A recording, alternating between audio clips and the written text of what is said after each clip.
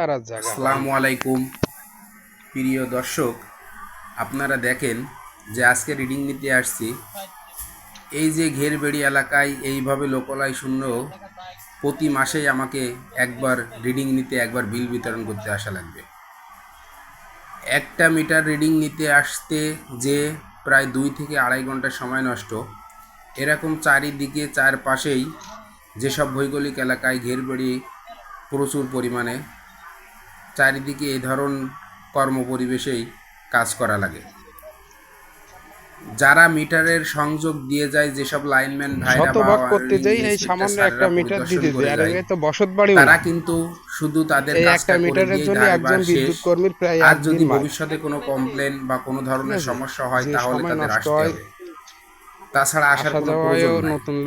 কিন্তু একজন গ্রাহকের অভিযোগ এড়ানোর জন্য একজন মিটার রিডার ভাইয়ের প্রতি মাসেই এই মিটারের ধারে 2 বার আসা লাগবে।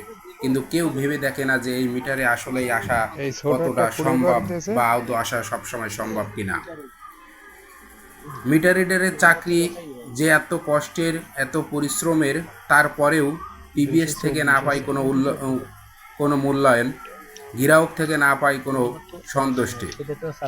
এত পরিশ্রম করার পরও আরইবি অর্থাৎ পল্লী বিদ্যুৎ উন্নয়ন বোর্ড বর্তমানে মিটার রিডারের যে 47 বছর ধরে যে চাহিদা বা যে যৌক্তিক দাবি তাদের নিয়মিত চাকরির জন্য, অথচ তারা মানতেই চায় না।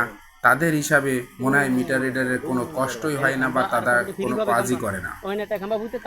সবার দাবি সব কিছুই মেনে নেওয়া হয়, সবার সমান চোখেই মূল্যায়ন করা হয়, অথচ এই অবহেলিত মিটার রিডাররা দিনের পর দিন অক্লান্ত পরিশ্রম করে সরকারের রাজস্ব আদায়ে অগ্রণী ভূমিকা রেখে পল্লী বিদ্যুৎ বা বিদ্যুৎ উন্নয়ন বোর্ডের কে সেটা বলতেছি না, আপনি বোঝেন।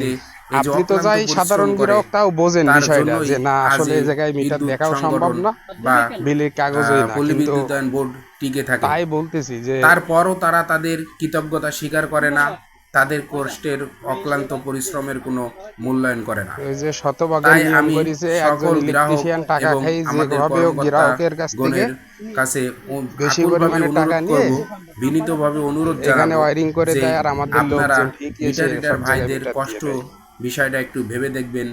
তাদের জীবনের রিস্ক এবং এই অক্লান্ত পরিশ্রমের একটু কথা চিন্তা করে দেখবেন। তাদের দাবিগুলো মেনে নেওয়ার জন্য আকুল আবেদন জানাচ্ছি।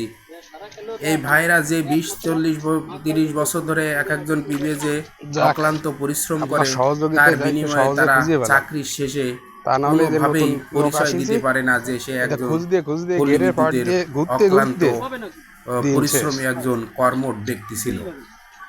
কারণ চাকরি তার চুক্তিভিত্তিক, সে এই চাকরিতে তার কোনো মূল্যায়ন হয় না, তার কোনো ঠাঁই নেই, না পায় চাকরি শেষে কোনো বেনিফিট।